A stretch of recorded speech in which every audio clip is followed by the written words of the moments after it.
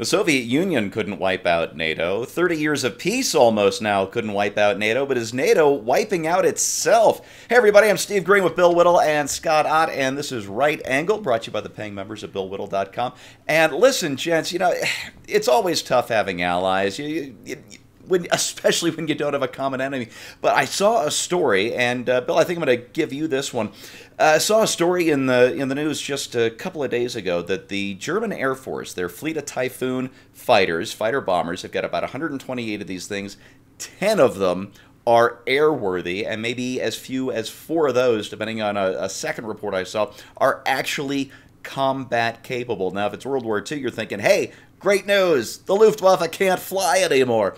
But in the real world of real threats, this is a huge deal. And Spiegel magazine, that reported the original story, said, the problem is complicated. Well, no, it isn't. It's a very simple problem. Berlin decided not to devote the manpower and resources necessary to keep their Air Force flying, and now it can't. Bill, and this is really part of a broader problem. NATO, our NATO allies are supposed to spend at least 2% of their GDP on national defense. We spend almost 4%, but the NATO average is 1.46%. And Germany, the bulwark of NATO during the 70s and 80s, doesn't even spend that much. Is this a dead alliance walking? That's a great question. Needless to say, Germany is defended by 4 functional Eurofighter Typhoon jet aircraft, and then entire aluminum overcasts of F-15, F-16, F-22, F-35, B-1, B-2, B-52, assorted KC-10, 135 tankers to support them, supported by AWACS aircraft and J-Stars and so on. So there's more than 4 airplanes flying over Germany at any given time in order to protect the German nation. They all belong to us. And without question, NATO is the most successful alliance in the history of the world, I think. Oh, absolutely. I really don't think there's any question about it. You could make a pretty compelling case that NATO and nuclear weapons have put an end to war as we know it in terms of large-scale war between industrialized Western powers. It's simply just, there's no way that this makes any kind of sense in the way that it made sense in the last century and all the centuries before that. So the question we have to ask is it time for this alliance to end? I don't think it's time for it to end, Steve, but it's certainly way, way past time for it to change. We are lectured by our European betters for our lack of social services as their welfare states provide cradle-to-grave benefits. And one of the reasons they can afford those cradle-to-grave benefits is because those capitalist American barbarians, those knuckle-draggers, are working hard enough to pay the taxes to defend not only our own country, but theirs as well. And I'm getting a little tired of it. And not only am I getting a little tired of it, it doesn't seem necessary and has not seemed necessary for a long time. That's not to say there aren't threats out there. The presence of America in Europe, I think, is something that should essentially be there certainly for the foreseeable future. But that doesn't mean we have to pay the bills for all of this. We put a contingent there that's about the same size as any one of the other contingents, which is famous tripwire idea that we have in North Korea, where basically, yes, we don't have enough American troops to stop a North Korean invasion, but you start killing American troops now, all of a sudden, you're going to start seeing some reinforcements. Yeah. And I think that's pretty much what we need. And I think Donald Trump is precisely right about this. It's pay up or shut up. And I do think that the idea of America, if not leaving NATO, then certainly refusing to pay the burden of it, has got the Europeans' attention. And frankly, I think this is a very, very good thing for the European Union, what's left of it anyway. I think it's very good for them to realize that, there's not this invisible, silent, uncomplaining partner that's going to catch you whenever you fall. You're supposed to be adults now. You need to be prepared to catch yourselves. Yeah, indeed. Scott, this one's for you. NATO's southern flank is Turkey and Greece, and that's a really sticky situation. Turkey just did 2 things that are kind of remarkable. One is Erdogan just pretty much became a one-man ruler with the new constitution. He was sworn into office as the new president on Monday. And the other is Turkey just took their delivery of their first F-35 stealth fighter, And they're taking delivery of Russian S-400 anti-aircraft missiles, which were designed to shoot down stealth fighters. So we are now in a situation where an ally of ours is in possession of Russian equipment on the one hand, NATO equipment on the other. And if Erdogan ever needs a favor from Putin, all he has to say is, listen, we've tested this plane against your missiles, and here's what you need to fix. Don't even. This is the situation we're in. Is it time to kick Turkey out of NATO if the alliance is to be saved at all? In the most critical of times, alliances are fragile things. Yes. In wartime, in World War II, for all the hailing that we do of the Great Alliance that defeated Nazism and fascism, and it was touch and go all the time. There were constant maneuverings going on. There was backstabbing. There were one country depriving the other of assets or resources and intel and money and weapons and all that kind of stuff. So, but the glue that holds it together is an existential one. There is a threat to our very existence. We must somehow hang together, or we shall surely hang separately, to paraphrase and botch a previous historical quotation.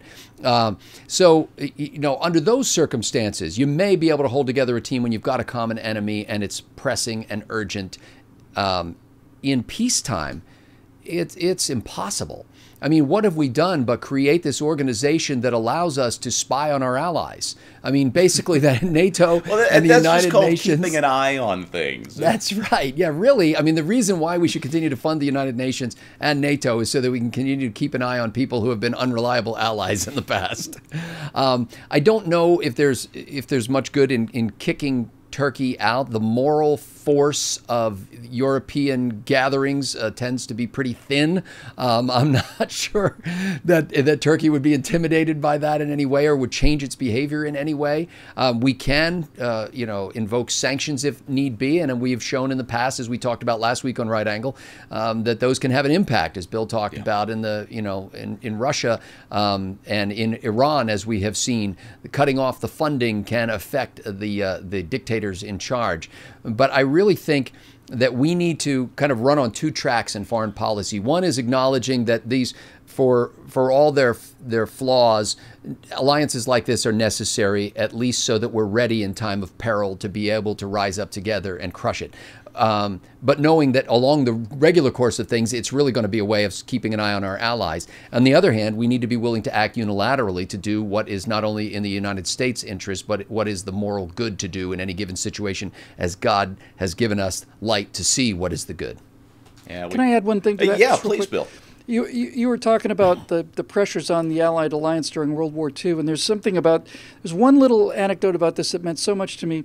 When Eisenhower took over as Supreme, headquarters Allied Expeditionary Force, he had a rule, and he said, you can call somebody a son of a bitch, but if you call them that British son of a bitch, you're gone. You're out, yeah.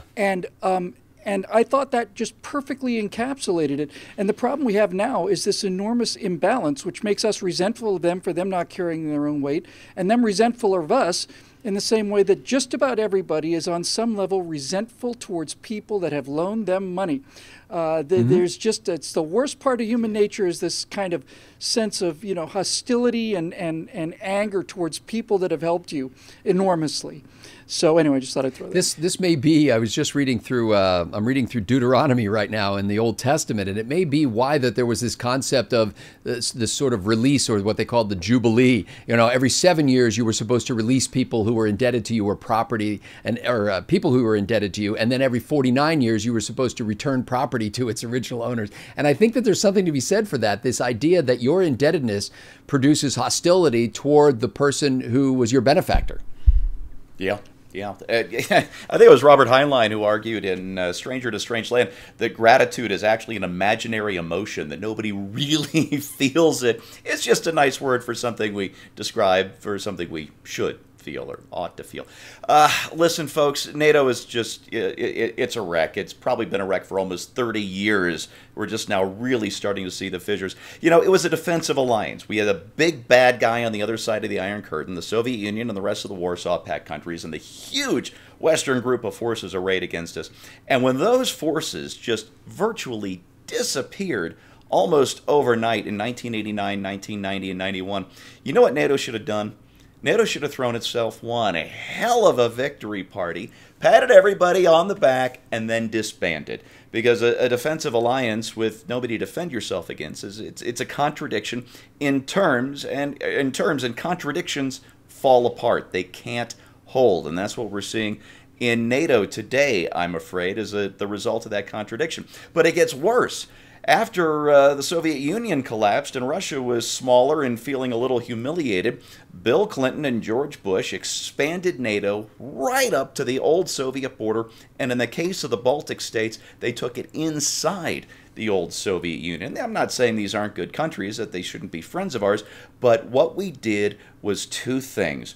We stoked Russian paranoia about Western intentions that are at least as old as Napoleon's invasion of Russia 200 years ago. And the other thing we did is we created this free rider mentality that Bill was talking about, where the Europeans don't feel like they have to pay up to defend themselves. So we weakened NATO at the same time that we heightened Russian paranoia, and that is such a bad situation. It's the worst of all possible worlds. So what do we do now? Well, if we dissolve NATO now, it would be the biggest propaganda coup without firing a shot since the fall of the Warsaw Pact, and we can't have that.